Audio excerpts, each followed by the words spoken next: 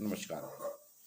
आज और कल 2 दिन होली है। आज होलिका दहन होगा और कल रंगों का त्योहार होली होगी। एक दूसरे पर रंग डालेंगे, रंग गुलाल लगाएंगे। ये 30 तारीख तक चलेगा रंग पंचमी का। लेकिन होली की शुरुआत होती है बसंत पंचमी से। जी हाँ, बसंत पंचमी जिस दिन सरस्वती जी की पूजा की जाती है, उस दिन पहली बार गुलाल उड़ाया जाता है। उसके पहले गुलाल का प्रयोग नहीं होता है। बसंत पंचमी में सरस्वती माँ को भी गुलाल से टीका लगाते हैं और गुलाल उड़ाया जाता है। होली बसंत के आगमन का संदेश वाहक है, सूचना देता है कि बसंत ऋतु आ गई है। इसलिए इसे कुछ जगह बसंत में मनाए जाने के कारण फाल्गुनी भी कहते हैं।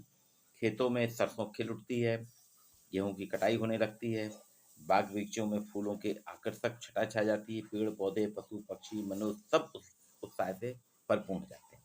यह होली, ये खाली भारत का त्योहार नहीं है, विश्व के कई देशों में होली मनाया जाता है। अभी मैं पढ़ रहा था समाचार पत्रों में, पत्रिका था नई दुनिया में, उसमें भी प्राचीन रोम में साटर्नेलिया के नाम से एक उत्सव मनाया जाता है। प्राचीन रोम में साटर्नेलिया के नाम से उत्सव मनाया जाता है। यह उत्सव अप्रैल के पूरे 7 दिन चलता है। अप्रैल माह में 7 दिन चलाते हैं। इसमें यहाँ के लोग जो हैं उनको हर प्रकार की छूट मिल जाती है। वे आपस में हंसी मजाक कर सकते हैं, एक दूसरे का मखौल उड़ा सकते हैं, अपने से किसी को भी नकली स्वामी के रूप में चुन लेते हैं। यहाँ पे महिलाएं जो हैं वो किसी को भी नकली स्वामी चुन लेते हैं, उससे मूर्खतापूर्ण आज्ञाएं जारी करवाती हैं। इस तरीके से मनाते हैं। अब यूनान आते हैं। यूनान में इसी प्रकार का समारोह मैपोल के नाम से जाना जाता है। वहाँ एक मैपोल फेस्टिवल होता है जिसे कि यूनान में मनाते हैं।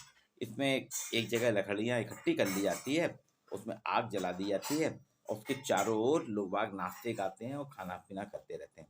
ये यूनानी देवता डायनेसियस की पूजा के अवसर पर आयोजित होता है।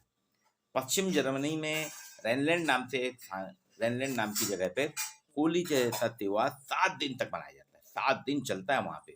इसमें किसी भी प्रकार का किसी आप कोई मजाक कर लिए, कोई भी बुरा नहीं मनाएगा और मौज मस्ती 7 दिन चलती है। बेल्जियम में कई जगह पे त्योहार मनाया जाता है जिसमें पुराने जूते जलाए जाते हैं। हमारे जो जूते चप्पल पुराने हो जाते हैं तो बेल्जियम के लोग क्या करते हैं कि इस समय होली के रूप में वहाँ जूते जलाते हैं और आपस में हंसी मजाक करते हैं।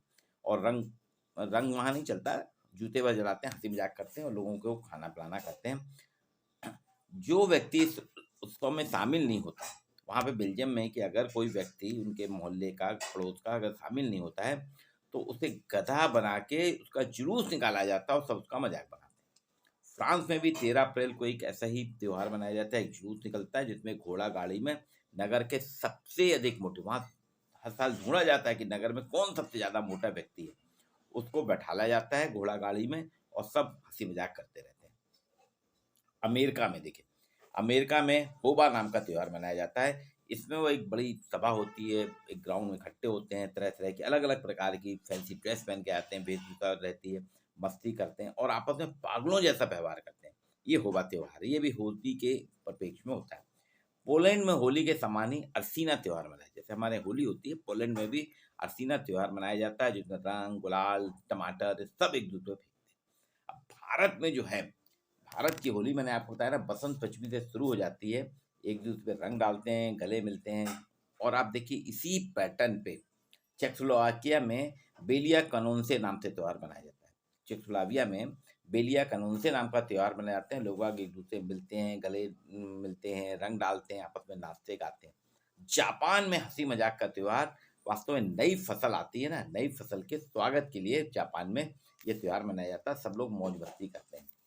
मार्च के महीने में मनाए जाने वाले इस त्योहार में जापान के निवासी जो है बहुत उत्साह के साथ शिरकत करते हैं। श्रीलंका की होली भारत के जैसी, जैसे भारत में होली मनाई जाती है वैसे ही श्रीलंका में होली मनाई जाती है। उसमें कोई बहुत ज़्यादा अंतर नहीं है श्रीलंका में, क्योंकि हमारा पड़ोसी देश है। यहाँ भी रंग गुलाल पिचकारियाँ सब बिल्कुल भारत जैसा माहौल है। आपसी मित्रता हंसी खुशी का त्योहार लंका में अपनी गरिमा को बनाए हुए है। थाईलैंड में ये त्योहार संक्रांत कहलाता है। थाईलैंड में होली को संक्रांत कहते हैं। इसमें यहाँ पे जो बौद्ध मठ है, मठों में जाके भिक्षु जो रहते हैं मठों में, उनको दान दिया जाता है और आपस में एक दूसरे के वो सुगंधित जल छिड़कते हैं। वहाँ पे गुलाब जल है, ऐसे और भी फलों के जो सुगंधित जल रहते हैं फूलों के, वो डाला जाता है। वृद्ध व्यक्तियों को सुगंधित जल से स्नान करवाकर वस्त्र देने की परंपरा, जो वहाँ गाँव के जो शहरों के जो बड़े बुजुर्ग हैं उनको सुगंधित जल से नहलाया जाता है और फिर उनको नए वस्त्र दिए जाते हैं। वर्मा में होली का त्यौहार तीजान के नाम से जाना जाता है और भारत के समान ही वर्मा में थोड़ा अंतर यह है कि वहाँ पे तीजान ना कहलाता है, लेकिन पानी के बड़े बड़े ड्रम भर के रख दिए जाते हैं और उसमें रंग भी डाल देते हैं, गुलाल भी डाल देते हैं, सुगंध भी डाल देते हैं और फिर जो भी निकलता है उसी रंग को उसके ऊपर उड़ेलते हैं, फेंकते हैं। ये अब देखिए विश्व के करीब लगभग सभी स्थानों में, चाहे यूनान हो, प्राचीन रोम हो, पश्चिम जर्मनी हो, बेल्जियम हो, फ्रांस हो, अमेरिका हो, जापान हो, पोलैंड हो, श्रीलंका हो, भारत हो, सभी जगह होली का त्यौहार मनाया जाता है। हमारे यहाँ भी चालू हो गया है। आज रात को होलिका जी का दहन होगा। हमारे यहाँ मनाने के पीछे मूल कारण क्या है कि प्राचीन काल में एक राक्षस था, हिरण्यकश्यप। उसने इतनी तपस्या कर ली थी, ब्रह्मा जी से वरदान पा लिया था कि उसको कहीं भी किसी भी प्रकार के कोई भी मार नहीं सकता। अब पृथ्वी पे, आकाश में, नभ में कहीं भी वो मरेगा नहीं, घर के बाहर ना अंदर, यहाँ तक कि कोई भी शस्त्र उसे नहीं मार पाएगा। ऐसा वरदान जब मिल गया, कुछ दिन ठीक रहा, उसके बाद वो अपने वरदान का दुरुपयोग करने लगा, निरंकुश हो गया। उसी के परिवार में प्रहलाद जैसा एक विष्णु जी पर अटूट विश्वास करने वाला पुत्र पैदा हुआ, भक्त पुत्र। प्रहलाद भगवान विष्णु का परम भक्त था और उन पर भगवान विष्णु की कृपा दृष्टि भी थी प्रहलाद पे। हिरण्यकश्यप ने प्रहलाद को आदेश दिया कि तुम मेरे अलावा किसी और की पूजा नहीं करोगे, क्योंकि हिरण्यकश्यप तो अपने आप को शक्तिशाली समझता था ना। प्रहलाद ने इस चीज को नहीं माना, तो हिरण्यकश्यप ने उसको जान से मारने का प्लान करा। अब कई बार वो बच गया।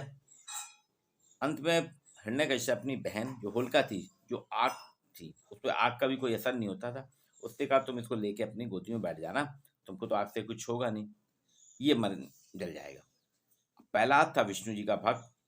जब ये आया, होलिका अपनी भतीजे को गोद में लेके बैठ गई, प्रहलाद को धू धू करके जलने लगी।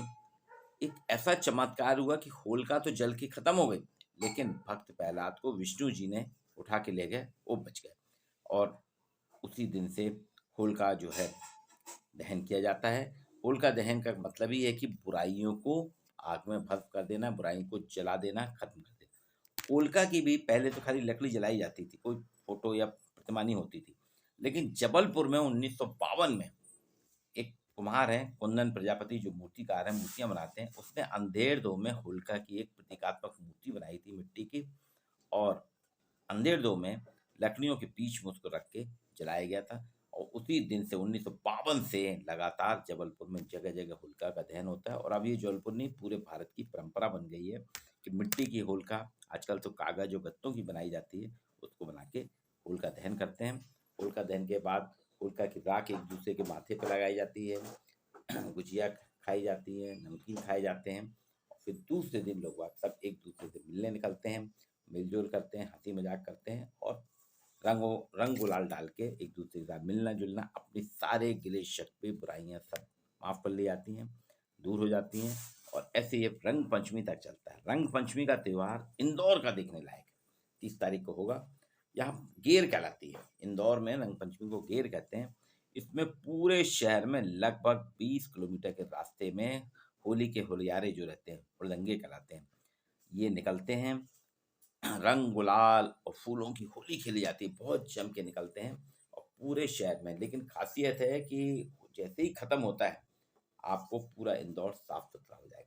वृंदावन में एक लठमार होली होती है, वहाँ पे लड़कियां लठ मारती हैं और उसके साथ होली खेला जाता है। भारत के कई जगह में अलग अलग प्रकार से होली का त्यौहार बन जाता है, अलग अलग तरीके से मनाते हैं, लेकिन बहुत ही जोरदार और मौज मस्ती वाला त्यौहार है। आप सभी को sociology with Dhruv Dikshit channel की तरफ से मैं ध्रुवपाल दीक्षित होली की हार्दिक शुभकामनाएं देता हूं और चाहता हूं कि आप लोग खेलें, लेकिन किसी प्रकार का झगड़ा या किसी प्रकार का मनमुटाव ना हो। होली में एक दूसरे को रंग लगाएं, अगर कोई नहीं लगाना चाहते तो जबरदस्ती भी ना करें। आप सभी को शुभकामनाएं। वीडियो को लाइक और शेयर जरूर